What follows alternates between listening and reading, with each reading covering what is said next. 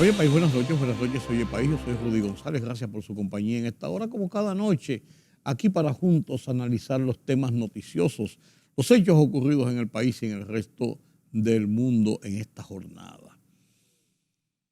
La violencia sigue por sus fueros y estamos muy preocupados por lo que está pasando. Estamos en uno de esos picos de violencia callejera, de delincuencia, de asesinatos, que son puntos que estremecen la conciencia de la gente, que ponen a la gente en ascuas, que nos retrotraen a situaciones complejas, difíciles, de temor, de mucha tensión, que no nos dejan vivir, no nos dejan dormir.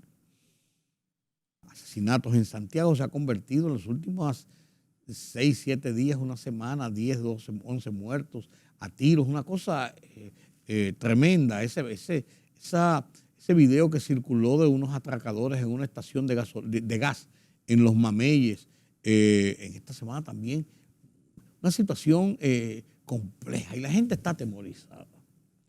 Y la gente no cree, definitivamente no cree que las cámaras de televisión en algunas patrullas de la policía sea la solución del problema. No cree que la oferta de una reforma a la policía sea la respuesta. No lo cree. La gente no cree que porque le aumenten el salario o no le aumenten el salario a los policías sea la respuesta. La gente espera respuestas reales. Como tampoco es la respuesta de decir, bueno, porque si hacemos una media en varios países, aquí en República Dominicana tenemos una tasa delincuencial más baja que en tales o cuales. Es lo que nosotros estamos viviendo en un pico de violencia, de esos picos que nos acogotan, que nos atemorizan, que nos quitan el sueño. Esa es la realidad. Entonces, ¿cuál es? No hay una varita mágica, es una conjunción de acciones de la autoridad, del gobierno, de la sociedad, que pueda permitir reducir esos niveles de violencia. Muchos factores, es una situación multisectorial y multifactorial, no cabe dudas. Que si van a hacer un plan de barrio seguro en Cristo Rey, que en Los Mameyes, que en la que sé yo qué, pues la gente sigue diciendo que los motoristas y la gente todos los días y los asaltantes van y le quitan las cadenas y le quitan, las mujeres no pueden salir temprano. Mira ahí lo que pasó hace unos días. Un policía, un agente, pues, teniente de la policía, salió a llevar a su esposa por temor a que la asalten a las 6 de la mañana, que iba para su trabajo, fue y la llevó a la parada donde ella toma el auto y se va, el auto público, y se va. Cuando él regresa a la casa y se pone a preparar el motor en el que va a salir para ir a su servicio, le entraron a tiro y le quitaron la pistola, su arma de reglamento. O sea, ni siquiera la autoridad respetan. Entonces, la situación es compleja, es difícil, es atemorizante, no cabe dudas, señores, no cabe dudas.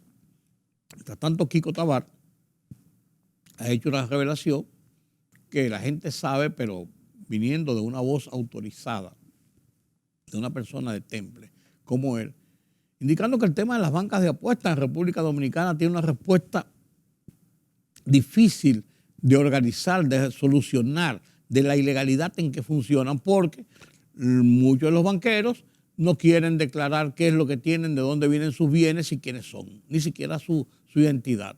Y entonces, si no hay una transparencia de dónde viene ese dinero, cómo proviene, cómo fluye, cómo se maneja, quién es el dueño, qué cantidad opera, entonces no podemos estar hablando de una regularización de un negocio de juego de esa naturaleza.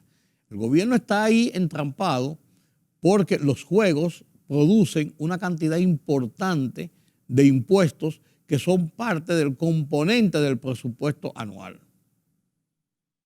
Cerrar las bancas. Se acabó el juego en República Dominicana. Va a provocar algunos juegos ilegales por ahí, escondidos y eso, pero sería el gobierno también dejar de percibir ese dinero. Entonces, en un momento determinado, lo que hay que buscar es lo que ha planteado Kiko Tabar, un ordenamiento claro, una definición clara de quiénes son, cuántas son, qué producen, cómo lo producen, de dónde viene el dinero, cómo se paga, cómo operan.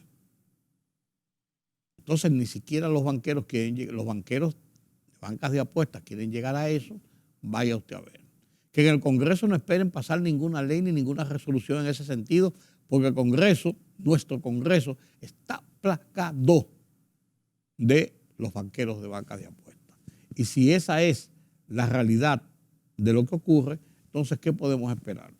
¿A quién podemos esperar que va a darnos la solución de ese problema? Nadie, absolutamente nadie. Entonces, estaba viendo aquí, en ese video, señores, en ese video, de ese asalto, cómo, señores, cualquier persona puede quedar atrapado en una situación de esa naturaleza y puede ser altamente peligroso. Como tan peligroso es lo que ocurrió en la ciudad Juan Bosch. Después que un grupo de haitianos se insubordinó contra la autoridad y le tiró piedras y le dio palos y los persiguió y los sacó de la zona, después que pasó eso, la autoridad volvió al día siguiente y se llevó 385 haitianos, los depuró, 300 y tantos fueron deportados porque no tenían documentación y los otros fueron despachados porque tenían documentación legal para estar en la República Dominicana. Eso fue la semana pasada. Sin embargo, arrancando esta semana, un grupo de personas con banderas dominicanas, enarbolando el patriotismo, la soberanía nacional, fueron a la ciudad Juan Bosch y comenzaron a perrear, a insultar, a hostigar, a amenazar a haitianos que viven allí o que trabajan allí, con una serie de situaciones que rompe también lo que es el respeto a la vida humana. Señores, si los haitianos están ahí trabajando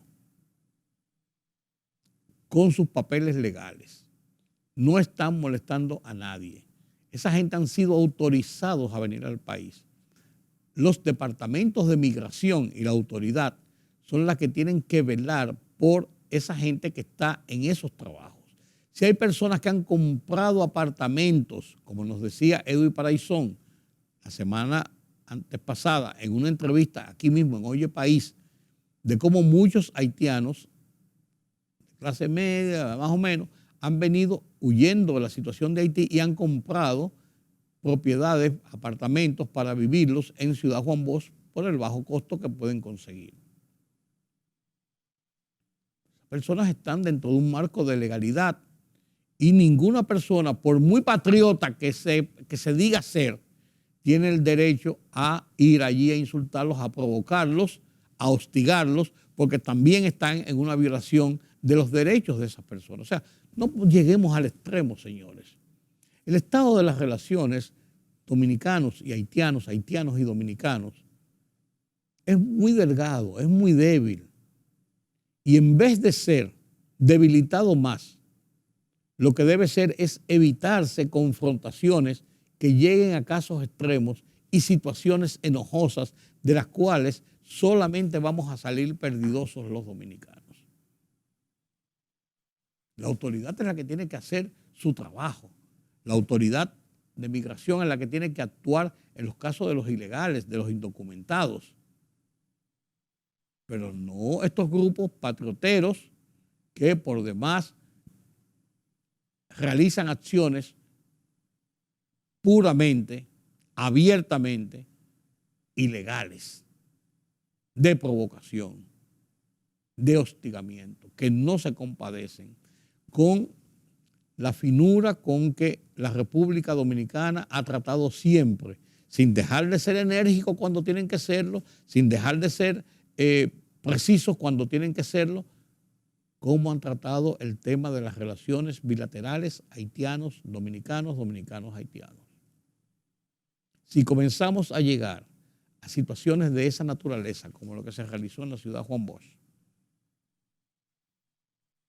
no sabemos Sabemos dónde comienza, no sabemos dónde termina.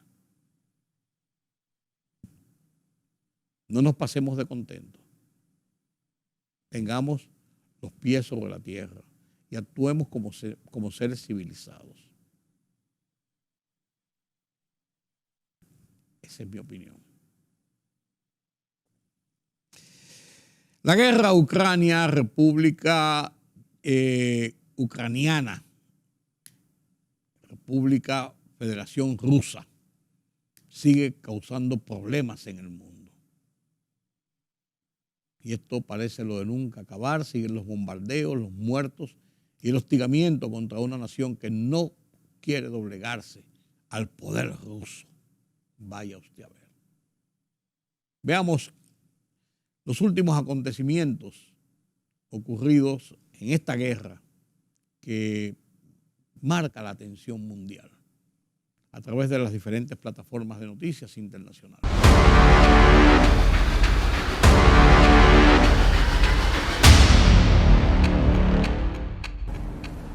En primer lugar, Rusia invadió Ucrania.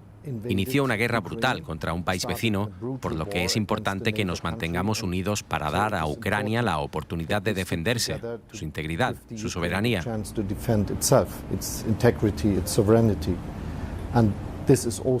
Esto también es importante para la paz en el mundo.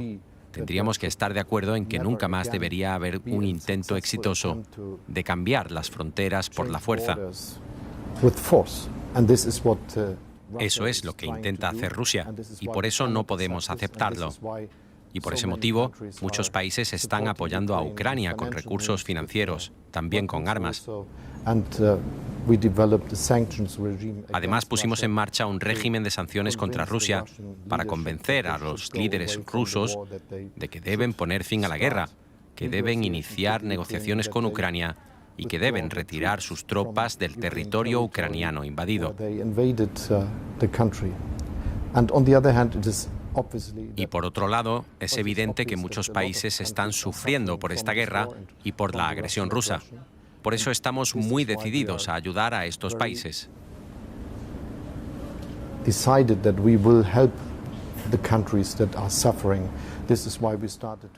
Por eso empezamos a cooperar para combatir todas las consecuencias, como la falta de alimentos, apoyar a los países con dificultades económicas. Y por eso también hablamos de cómo podemos colaborar en esta crisis tan difícil. Pero lo principal es terminar con la guerra. Si Rusia pusiera fin a su agresión y se mostrara dispuesta a la paz, sería lo mejor para todo el planeta. Un tribunal de Kiev anuncia la primera condena por un crimen de guerra cometido en Ucrania. El asesinato de un civil de 62 años a manos de un comandante de tanque ruso.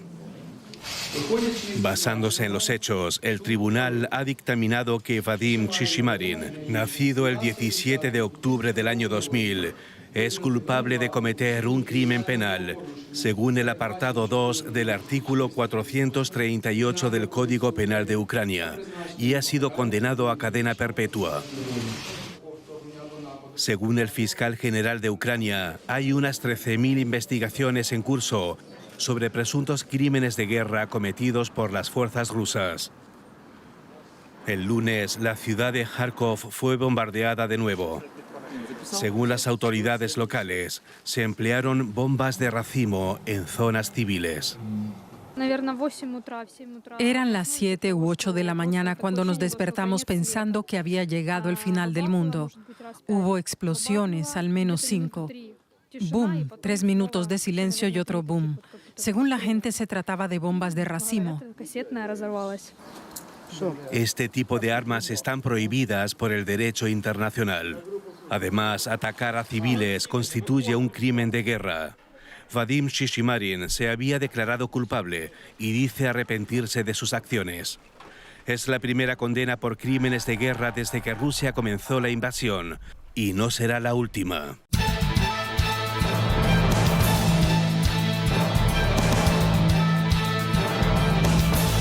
El Ministerio de Salud Pública reportó este martes 183 nuevos positivos de coronavirus, 70 más que los que dio a conocer en el día de ayer, mientras que los pacientes de gravedad también aumentaron en número. Los casos de personas con el virus activo igualmente continúan en alzas. El Boletín 795 de Salud Pública, a través de la Dirección General de Epidemiología, reveló que contiene 679 contagiados. Desconocidos encapuchados con chalecos antibalas y fuertemente armados asaltaron una envasadora de gas licuado de petróleo en Santo Domingo Este, en un hecho registrado ayer y que parece la escena de una película de acción. A través de un video de 3 minutos y 5 segundos se puede observar cómo 6 asaltantes, 3 de ellos con armas cortas y otros 2 con armas largas, se desmontan de una camioneta color gris y penetran al establecimiento ubicado en la calle Terminal Eso, en el sector Los Mameyes del referido municipio. El comandante de la Fuerza Aérea Dominicana, Mayor General Leonel Amílcar Muñoz Novoa, reveló que de 18 aeronaves que ingresaron al espacio aéreo nacional de forma ilegal, 14 fueron incautadas al narcotráfico y por otras acciones ilícitas. Muñoz Novoa dijo además que los mismos fueron entregados a la Fuerza Aérea Dominicana mediante un acuerdo con la Procuraduría General de la República. Más de 500 farmacéuticos paralizaron sus labores este martes desde las 8 de la mañana hasta las 12 del mediodía en demanda de aumento salarial y otras reivindicaciones. La presidenta de la Asociación de Farmacéuticas Dominicana, Kirenia Tavares, dijo que el gobierno no ha cumplido con el aumento del 30% que hiciera el presidente Luis Abinader a esos profesionales de la salud que laboran en otras áreas.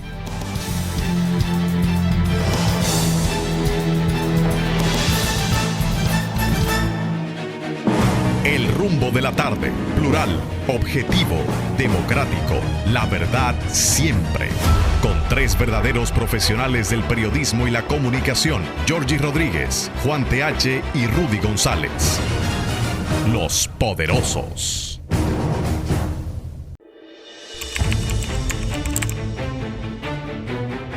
Periodismo de investigación, columnas, opinión, análisis, reportajes de fondo. Hora por hora, una completa plataforma multimedia. Periodismo con valor. Noticias horaporhora.com.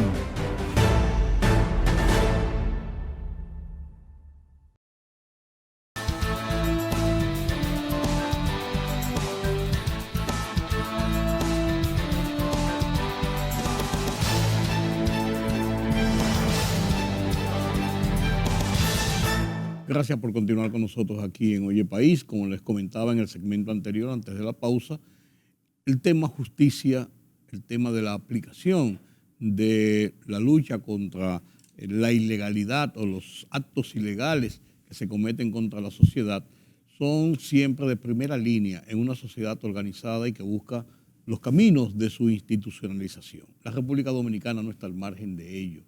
Aquí en República Dominicana son muchas las leyes, muchas las cosas que se hacen, muchas las cosas que se quedan rezagadas, muchas las cosas que comienzan y no concluyen. Entonces, uno de los puntos nodales de una estructura organizada de un Estado es precisamente la parte de la justicia.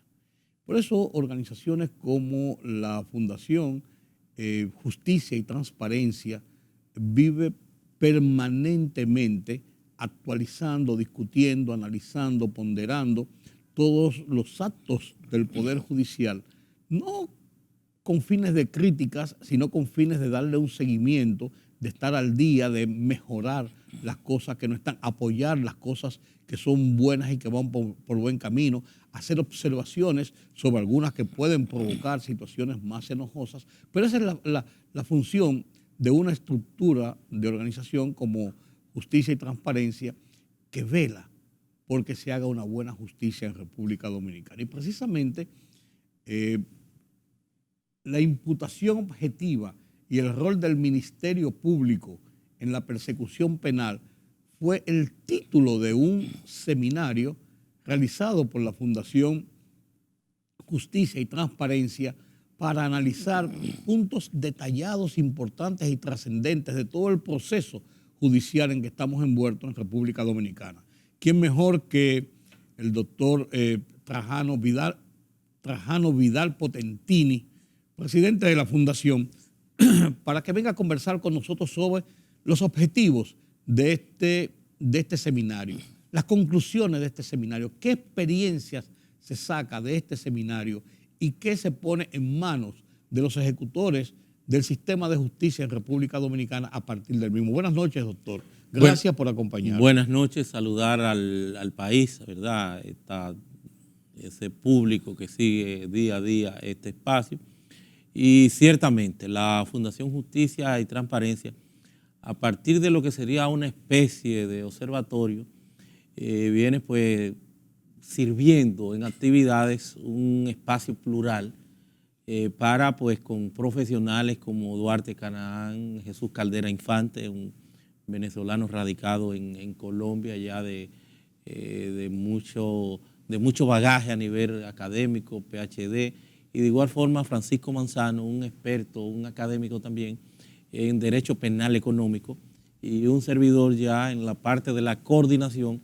Hemos hecho causa común en lo que es ese recurrente observatorio que nosotros venimos verificando para ir ponderando, para ir analizando, para ir concluyendo sobre una serie de aspectos que tienen que ver con el desarrollo, el desenvolvimiento, el desempeño de la justicia penal en la República Dominicana a partir de la implosión que trae consigo pues esta nueva tendencia, esta voluntad política del Poder Ejecutivo de permitirle al Ministerio Público que el mismo opere en un rango de independencia y fuera de injerencia de la parte política, lo cual es altamente positivo. Y ello pues nos trae a que nosotros pues examinemos cuál es el balance, cuál es el recorrido, qué es lo que hace falta, y por eso imputación objetiva y rol del Ministerio Público en la persecución penal fue pues la denominación de esta última actividad.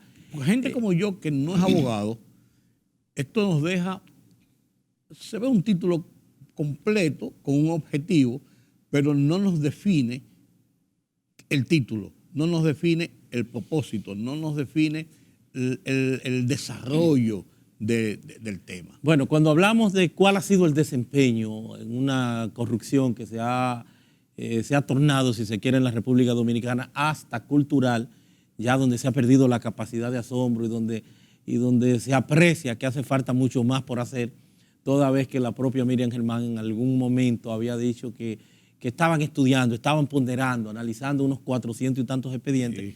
Y tú ves cómo se ha erigido, se ha constituido en una especie de maremoto los 5, 6, 7 casos emblemáticos que viene el Ministerio Público hasta ahora trabajando. Usted dice no que es un Ministerio Público ineficiente, pero sí que es un Ministerio Público que tiene muchas debilidades, que le falta más personal, que le falta más recursos. Y esto entonces supone que haya que centrarse, dado los resultados estadísticos, haya que centrarse en la denominada justicia restaurativa o, por qué no, en la imputación objetiva como mecánica que tiende entonces a lograr algunos resultados en el orden jurídico. ¿Qué significa justicia restaurativa? La justicia restaurativa es que hay un estrepitoso fracaso del derecho penal. El derecho penal ha fracasado. Ni el 1% se recobran de los dineros presumiblemente robados en corrupción y en otras modalidades de crimen y delito, delincuencia organizada. Ni el 1%. Y máxime cuando tendríamos que decir que van a ser infructuosos siempre los esfuerzos del Ministerio Público alrededor de esa mecánica, porque no cuenta ni con el personal ni con la logística, amén de la eternización de los procesos, sí, donde hay hasta una cuarta instancia, que es Tribunal Constitucional. Bueno, vemos entonces el caso de Brecht ahora. Odebrecht, Tucanos y todo. Sí. Cómo se mantienen dando vueltas sin que se advierta un horizonte, una salida. 5, 6, 7 entonces años. No hay un resarcimiento. ¿Quiénes somos las víctimas en este caso? Los dominicanos, porque estamos hablando de millones y millones de pesos que no se sabe dónde están, ni mucho menos si se van a recobrar. Por eso digo que haría falta una ley de extinción de dominio en el país, porque una ley de extinción de dominio serviría para darle certidumbre al margen del componente penal, para darle certidumbre a lo que sería la incautación, ir detrás de los bienes, hacer un juicio civil sobre los bienes, fuera del componente penal. Pero eso parecería que está lejos de alcanzarse en la República Dominicana. Entonces hay que centrarnos dentro de las posibilidades que tenemos. ¿Qué es imputación objetiva? Bueno, que si tú llevas a una persona por una infracción X, o sea, tú tienes la percepción, tú tienes los indicios, pero no tienes la mecánica en el fondo con qué probar eso, sí. Entonces tú lo que vas a verificar otros delitos que posiblemente puedan ser inferiores dentro del esquema, dentro del proceso, y te irías por esos otros delitos. Por ejemplo, y es un caso que yo lo uso para graficar, porque es un gran ejemplo de imputación objetiva. Esta es la mecánica, este es el modus operandi, si se quiere, de lo que los Estados Unidos de Norteamérica en la persecución del crimen. Por eso tú ves que siempre todo el que se va, lo primero que le proponen para evitar los gastos, el seguimiento, lo primero que le proponen es una delación premiada, o más que una delación premiada también, un juicio en donde se pongan de acuerdo y le atenúen lo que pudiera eventualmente ser los pagos que tienen que hacer, si es indemnización, si es en cáncer, en lo que corresponda. Sí. Estados Unidos siempre es la mecánica. Una negociación, como se le llama. Una negociación, un acuerdo, una acción alterna a lo que es este derecho penal, lamentablemente fracasado, que es lo que se evidencia. Se abrevia el tiempo de un juicio, se llega a un acuerdo. Juicio penal abreviado. Es muchas las modalidades incluso que prevé el propio Código Procesal Penal, porque el mismo se inscribe dentro de ese escenario de justicia restaurativa. La magistrada Jenny Berenice recientemente daba pues en Pucamaima una conferencia resaltando la necesidad de la justicia restaurativa, en el mes de marzo, la necesidad de la justicia restaurativa, para que la víctima pueda haber entonces una garantía hasta de reinserción social y que esto arrastre, que esto acompañe a la víctima y que vaya acompañado de esa responsabilidad de resarcir, de restaurar. Porque el derecho penal extremo, el derecho penal definitivamente ha fracasado. Tanto es aquí que aquí tenemos una violación de los derechos humanos de quienes están imputados en las cárceles, porque más del 40% daba cuenta un estudio, están durmiendo en el suelo por el hacinamiento y porque aquí... Y un 63% dice ese mismo estudio son preventivos. Son preventivos. Aquí nos hemos convertido en uno de los países, los campeones del mundo a nivel de prisión preventiva. Porque la cultura del tránquelo, porque lamentablemente no hemos desviado, no hemos apartado de la esencia de esta nueva normativa procesal penal, que como sustento pues trae esa justicia restaurativa con penas anticipadas, que es en lo que se constituye esta prisión preventiva hasta de 18 meses. Ello trae consigo, entonces, que siga fracasando y el que no tengamos resultados. Y en el fondo lo que estamos es blindando esos casos, porque a la hora de llegar cojos, al final los jueces no pueden hacer otra cosa que no sea soltarlo, y no dos veces por la misma causa. O sea, hay un principio también de derecho que se llama no dos veces por la misma causa. Entonces, si te saliste de abajo de la patana porque se cobija tu proceso en alguna forma de impunidad, porque no se tienen todos los datos y los elementos, ¿qué es lo que van a hacer? Te van a soltar, como van a pasar en muchos de estos casos que tienen toda una vida. Entonces, en eso se inscribe esa necesidad que la utiliza Estados Unidos mucho de hacer estos acuerdos que traigan consigo el que hay culpabilidades manifiestas, pero también se empiezan a recobrar los dineros porque no tenemos una ley de extinción de dominio. Como eso no hace falta, nosotros tenemos que trabajar con lo que tenemos. Y por eso nosotros vamos a valorar que el Ministerio Público se ponga en esa mecánica. Cuando yo te hablo de extinción de dominio, en este caso de imputación objetiva, para graficarte, claro, y para que se entienda, ¿qué es imputación objetiva? En la década del 30, en Chicago, uno de los casos más famosos que registra la historia, el caso de Al Capone. Al Capone es apresado, acusado en principio de un rosario de asesinatos y cuantos crímenes pudiéramos nosotros considerar o verificar.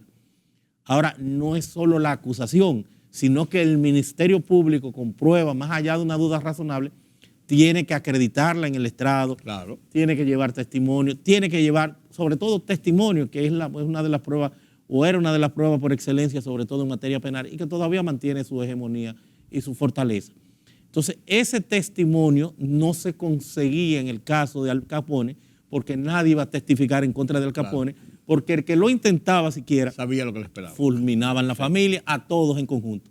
¿Qué hace el Estado? Como no tiene cómo demostrarle el homicidio, el asesinato, entonces ¿qué hace? Verifica que le incautaron una cantidad apreciable de dinero y dice, bueno, dentro de un esquema de imputación objetiva yo no puedo demostrar el asesinato porque no voy a encontrar ningún testigo, pero sí puedo demostrar evasión de impuestos. Y lo retiraron, lo lograron meter preso, lograron una condena en términos objetivos de evasión de impuestos, que lo llevó a la cárcel por unos 20 años y terminó muriéndose antes de cumplir la condena. Esa es la imputación objetiva, que el Ministerio Público en ese ejercicio de ponderación de posibilidades reales, no que tenga que eternizar a una persona para ablandarlo en una cárcel preso por 6, 8, 18 meses y prórroga van y vienen para que fluya a partir de ahí un acuerdo que no tiene ni siquiera porque tiene el cuestionamiento. Tú has salido, tienes siempre el cuestionamiento.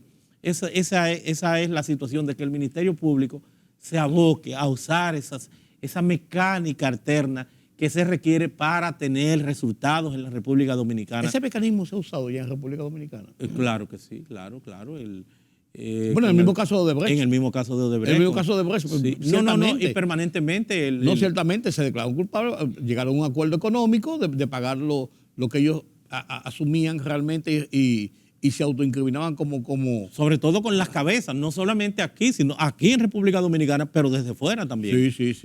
Pero no solo eso, es que Estados Unidos es lo que hace normal y tradicionalmente, porque para Estados Unidos no es importante la persona en el momento, sino lo que puede conseguir a partir de esa mecánica o de esa realidad, ya sea imputar más personas o el resarcimiento en términos económicos. Lo que cuesta un juicio, lo que cuesta un preso. Como lo hicieron con Odebrecht. ¿Qué tuvo Odebrecht que devolver, por ejemplo, en Estados Unidos? 3,000 y pico de millones de dólares. Sí. 3,000 y pico de millones de dólares. Eso es justicia restaurativa porque tú te apartaste de la ética, de la observación, de las leyes y demás. Aquí el duplo de lo que ellos mismos se autoincriminando. Aquí también. Sí. Claro. Y eso es más beneficioso que haberlo tenido dando vueltas en un limbo sin que se llegara a ningún acuerdo. Yo en el caso concreto le he sugerido, he instado ya al Ministerio Público a que en los casos sobre todo de narcotraficantes que están fuera dentro de la criminalidad organizada, que se integren, que sean parte de los acuerdos, porque hay un esquema de cooperación penal internacional que le permite que ellos hagan causa común con Estados Unidos, sobre todo en crímenes de esta magnitud, de esta naturaleza, que tienen, pues, son crímenes transnacionales, porque hablar de narcotráfico tiene que haber, pues, una ruta de distribución, tiene que haber un puente. Que hay un esquema de lo que es el delito. Hay un esquema que se inicia en un sitio, es un delito que va produciendo continuamente sus efectos y que en todos esos espacios tiene, pues, niveles o vocación de punitividad o de ser perseguido. Entonces, si tú te acercas, por ejemplo, el caso de César el Abusador, que no salió de República Dominicana, sino de Colombia, entonces sería saludable que el gobierno se acerque como Ministerio Público y participe de esas negociaciones, porque si no lo va a hacer Estados Unidos y va a quedar libre y cuando venga acá o queda en un limbo también o tendrá indefectiblemente República Dominicana que iniciar una nueva investigación a contrapelo de lo que fue ese proceso allí, en donde en alguna forma se desarticularía lo que es el delito. Eso pasa. Eso es más complejo. Porque ahí viene lo que tú mencionabas ahorita, de la doble imputación. Y hay una serie entonces ya de situaciones que lo hacen más complejo, más difícil. Lo cierto es que si no se tienen los elementos, que no es fácil porque estamos hablando hasta de una cuarta instancia en lo que se ha erigido hoy por hoy el Tribunal Constitucional. Estamos hablando de plazos que no se observan a nivel de justicia. El Tribunal Constitucional, que debe ser una justicia con la mayor celeridad, dura años para darte cualquier fallo, en donde debería ser el máximo de 4 meses, que es para el caso concreto de las acciones de inconstitucionalidad, al tenor de su ley 137. Ese Tribunal Constitucional no te falla nada en ese tiempo. Hay temas ahí que tienen años y que tú no tienes la solución de lo mismo. Bueno, yo radiqué cuando se inició el Tribunal Constitucional una acción por el tema de las tasas o de los impuestos que disfrazado de tasas estaba cobrando la Junta Central Electoral. Ya en la actual gestión, pues eso lo quitaron, o me parece que la pasada gestión, y carecería ya hasta de objetos que lo fallen, pero eso todavía no han fallado. No lo han fallado. Ese caso duró los años que tiene el Tribunal Constitucional sin que se diera una respuesta para poner un caso. No puede ser. Para ponerte un caso. Bueno, pero que tienen también un esquema, una estructura de un mínimo de 9 votos favorables para que tengan que fallar, lo que a veces es un poquitito complejo. Desde luego tienen una responsabilidad y no se justifica esa cantidad de años. Entonces tú me dices, bueno, ¿en qué le sale? Eso es un estudio que habrá que hacer. Es un estudio que habrá que hacer. ¿En qué le sale al Estado Dominicano, por ejemplo, el juicio de Odebrecht?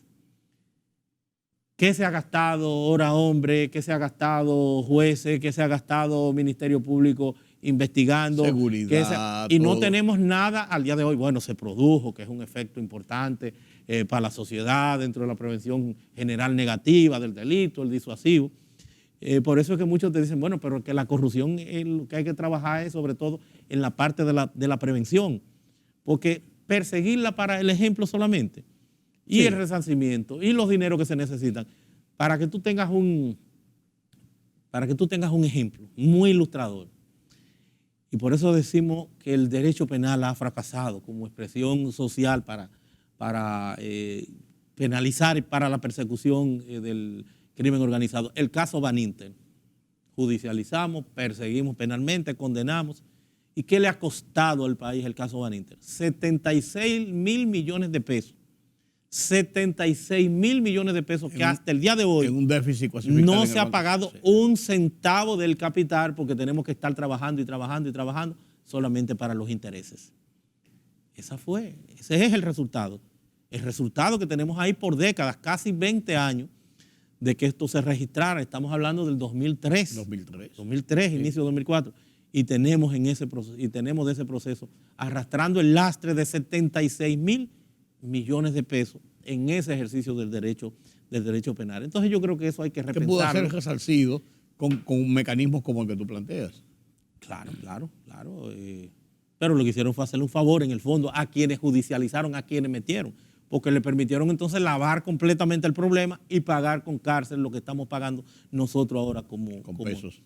En el fondo le hicieron un favor con esa visión desmedida de la punitividad, del positivismo, del derecho penal, de esa cultura del tránquenlo, de ese circo que precisa o que necesita el pueblo dentro del denominado populismo penal. Entonces yo creo que eso hay que repensarlo.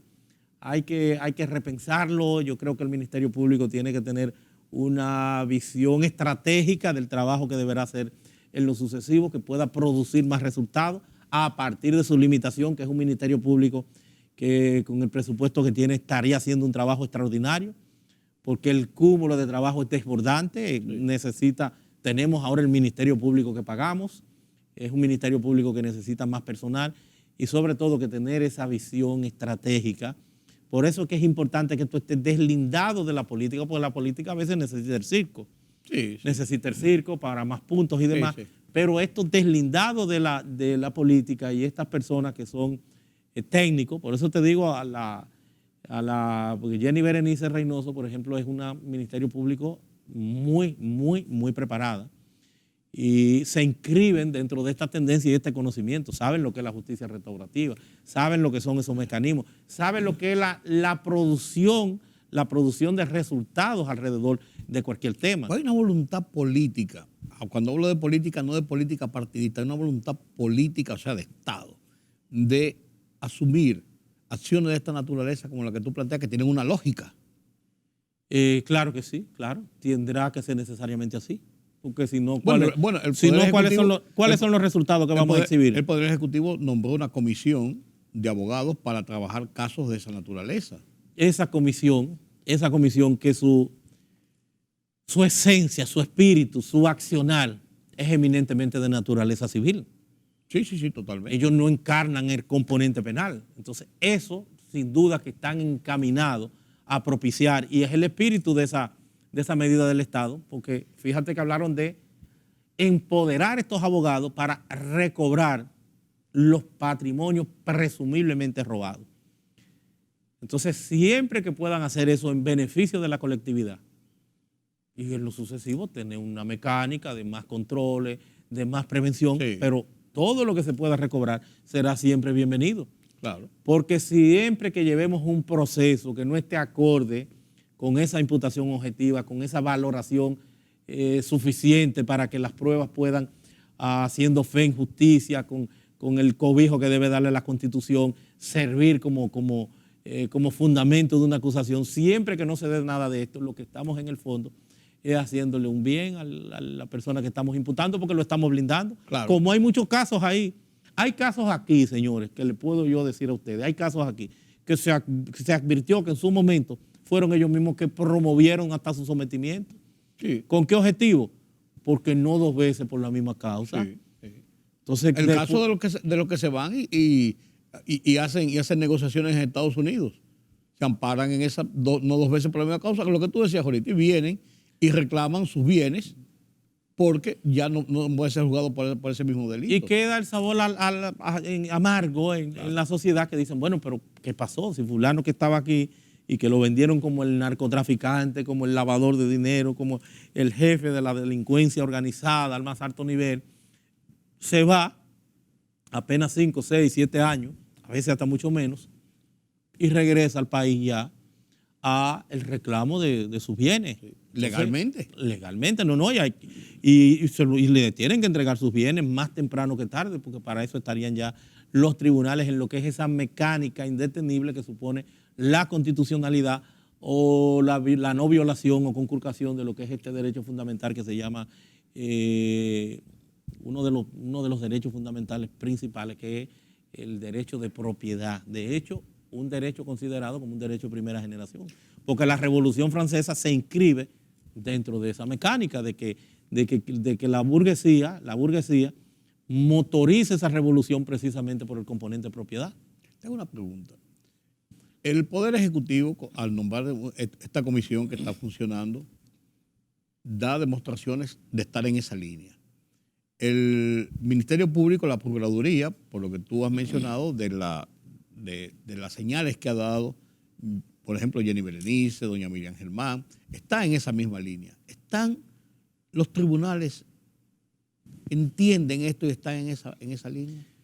Bueno, es que no es un tema de los tribunales, es que un tema previo a los tribunales. Es que en este componente hay partes, aun cuando tendrían que refrendar alguno de estas consideraciones o de estos acuerdos que se den por parte de tribunales o los jueces de garantía, los jueces de la instrucción, poco importa si lo hacen o no en el fondo, tendrán que sucumbir porque el que encarna la persecución penal, la política criminal del Estado es el gobierno. Entonces al gobierno a quien le corresponde, vía esa institución que se llama Ministerio Público, al gobierno es a quien le corresponde decidir o determinar qué va a hacer en uno o en otro caso. Y esas dos partes ya han dado demostraciones que han debido dar resultados, no sé qué es lo que está pasando, qué es lo que están haciendo. Debió haber alguna rendición de cuentas o por lo menos que se concretara con algunos casos resueltos. O sea, no conocemos, se ha amenazado, se ha planteado mucho, pero eso deberían empezar a rendir frutos y de eso es que ellos ganan, porque lo que le corresponde es un porcentaje. Nosotros aspiramos a que el Estado no esté dándole dinero. Me parece que le dieron algo para gastos. Para operatividad. Porque se manejó el tema también con mucha hambre. Eso es positivo, sobre todo porque se tratan de dinero del pueblo, de dinero ajeno, y creo que el gobierno en eso hizo lo propio. Se manejó con mucha hambre y lo que le dio parece que fueron centavos para los gastos operacionales. Iniciales, sí. Pero esos abogados deben empezar a dar resultados. Recobramos, logramos, al margen del componente punitivo que tiene que estar el Ministerio Público para darle expresión institucional dentro de ese marco de políticas públicas. Pero tienen que haber resultados, porque no podemos hablar de que teníamos 400 expedientes que estábamos valorando, que tenían vocación de sometimiento, y al momento no conocemos más que 5, 6, 7 casos. Por eso yo tengo la están llegando a juicio de fondo ahora. Por eso yo... En camino de juicio de fondo. En camino, sí. Ni siquiera llegando, porque estamos en prórroga y demás. Sí. Por eso yo tengo la esperanza de que se puedan servir algunos resultados y que el Ministerio Público reoriente esa visión estratégica alrededor de esa imputación objetiva y de esas mecánicas o acciones alternas para lograr sin mayores gastos que puedan recobrarse bienes públicos. En este seminario que realizó la Fundación Justicia y Transparencia, habían voces diferentes. Estaba la tuya, que era el coordinador de todo. Tú has hecho más o menos un resumen de qué se discutió y eso. ¿Qué opiniones tienen los expertos, otros juristas expertos, como el caso del invitado internacional que tuvo ese seminario, el venezolano radicado en Colombia? ¿Qué visión plantea? Similar. Coincidimos en la necesidad de, no necesariamente de un derecho penal mínimo, pero de un derecho penal acorde con lo que es esa filosofía impregnada en este Código Procesal Penal que tenemos nosotros en la República Dominicana, y que parece que la cultura del positivismo jurídico, de la visión de la ley, no nos ha dejado avanzar, de acercarnos más al ideal de justicia, darle a cada uno lo que es de uno, y sobre todo en el marco indemnizatorio de las víctimas, porque hacemos más con los recursos que puedan ser traducidos en mejores condiciones y calidad de vida para los dominicanos. Se quejaba de que no solo República Dominicana, sino parecería que también en el caso de Colombia hay una hiperlegislación en materia de punitividad. O sea, hay el crecimiento exponencial de un catálogo de tipos penales. Es a eso a lo que se apunta, tipos de endurecimiento de las penas, que debe bien cumplir su efecto disuasivo, pero que en modo alguno responden hoy a las necesidades de los nuevos tiempos, y más aún a ese esquema de justicia restaurativa. Si nosotros tuviéramos aquí una ley de extinción de dominio, no habría necesidad tal vez de hablar, pero no la tenemos. No la tenemos, y hay una aprehensión alrededor de la misma, sí, y ha perimido 7 veces en el Congreso sin que hasta ahora se advierta la posibilidad de que se va o no a lograr. Bastaría solamente contener, y era el planteamiento que se estaría haciendo alrededor de todo esto, bastaría solamente contener las estadísticas de que ni siquiera el 1% se recobra de lo que supuestamente ha sido defraudado, ha sido robado, ni siquiera el 1%. Lo cual es para la sociedad en sentido general es hasta un fiasco. Claro, no estamos haciendo nada. Entonces, si tenemos esa realidad, si tenemos esa situación, si carecemos de una ley de extinción de dominio que facilite, que viabilice eso, ¿a qué tenemos que abocarnos? Las herramientas alternativas que te da el código, el acuerdo, te va a permitir incluso más cobertura. En un caso te va a permitir estadística, pero te va a permitir también resarcimiento a la víctima, que somos quienes, los dominicanos. ¿Qué tenemos ahora? ¿Qué tenemos ahora? Bueno, que tú recuerdas cuando arrancaron con el caso de los tucanos. Mucho antes que lo de Odebrecht. Pero mucho antes. Mucho antes. 2 gobiernos antes. Sí. O sea, estamos hablando del caso de los tucanos. Tiene que tener ya 12 años, sí. Tiene que estar sobre los 10, 12 años. El caso de los Odebrecht, y tú sabes ya 7, el periplo donde se hizo un acuerdo con una parte que se sacó, que fueron los que todavía tienen casos en República Dominicana, no jurídicos, sino en el tema de las mismas construcciones, siguen todavía elaborando. La parte de Punta Catalina, hay unos temas con ellos ahí inconclusos. Sí, y varias obras que están... Y varias obras, porque era una situación atendible. ¿Qué vamos a hacer? Enjuiciarlo. ¿Y qué hacemos? Y la seguridad jurídica de todos esos procesos que estaban en curso, y los gastos. Entonces, todo eso hay que verlo, pero hay que buscar desde ya esa visión estratégica. Ojalá que los abogados, que han trabajado con mucho silencio, y era lo que les correspondía, porque era hacer levantamiento, el tema de ellos no tendría que ser mediático. Yo demando de esos abogados resultados. Ustedes se van a ganar un dinero, bueno, ¿por qué se van a ganar ese dinero? ¿Qué es lo que estarían recobrando? Ustedes ganan si recobran.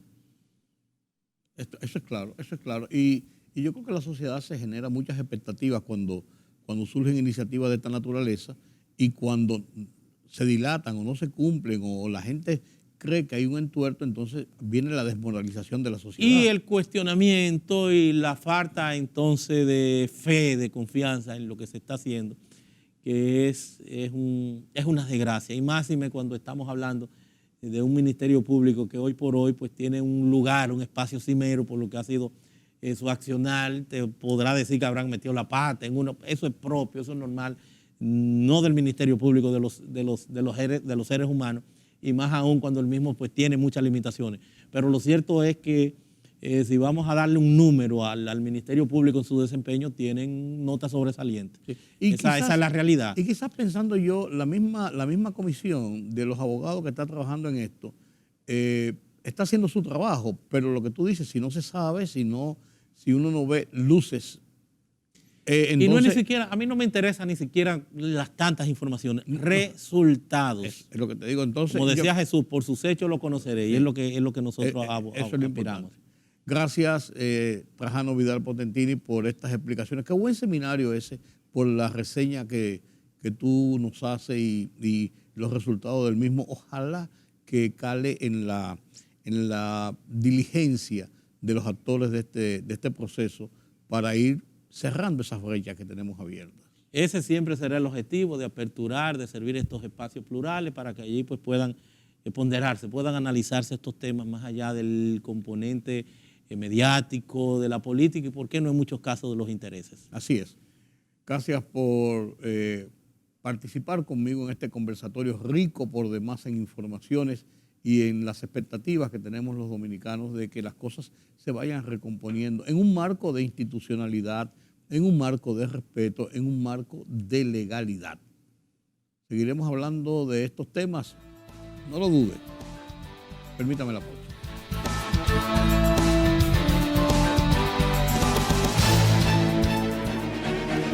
El rumbo de la tarde, plural, objetivo, democrático, la verdad siempre. Con tres verdaderos profesionales del periodismo y la comunicación, Georgie Rodríguez, Juan TH y Rudy González. Los poderosos.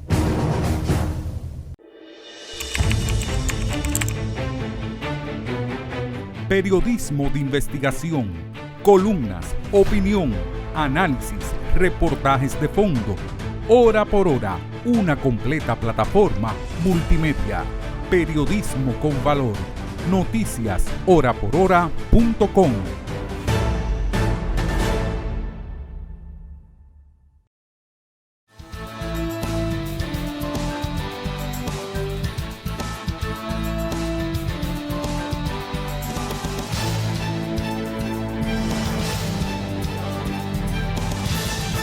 El tema de la guerra sigue siendo un tema de noticia internacional de primera línea en todo el mundo. También la atención que se le da a esta nueva plaga del mono, ¿cómo se llama? ¿La qué del mono? Bueno. Y otras noticias internacionales los presenta Pedro Vargas desde la redacción central de Oye País.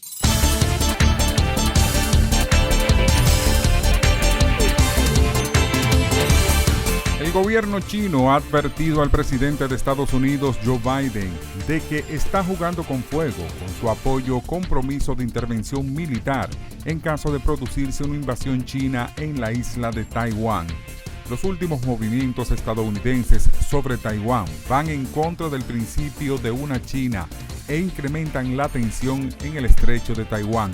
Esto no es distinto a jugar con fuego y es algo muy peligroso, ha afirmado la portavoz del Ministerio de Asuntos Exteriores chino, Xu Fengliang, según recoge la agencia de noticias china Xinhua.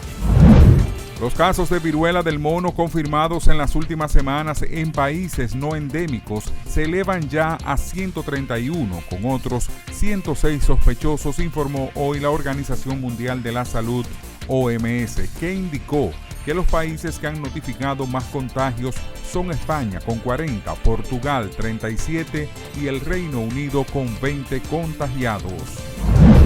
El presidente de Venezuela, Nicolás Maduro, ha denunciado este lunes 2 ataques contra el sistema operativo de la central hidroeléctrica Simón Bolívar y a las refinerías y ha acusado al presidente colombiano Iván Duque de provocar estos ataques. El mandatario ha alertado de que Venezuela ha sufrido ataques de enemigos ocultos para hacerle daño a nuestro pueblo. Conductores del transporte público haitiano bloquearon la carretera de Carrefour, importante eje vial que une la capital con el sur, en protesta contra el accionar de las pandillas en la zona. Los choferes colocaron autobuses en los dos lados de la avenida, lo cual paralizó el tráfico y amenazaron con extender el movimiento y bloquear otras rutas si las autoridades no asumen sus responsabilidades y restablecen el clima de paz.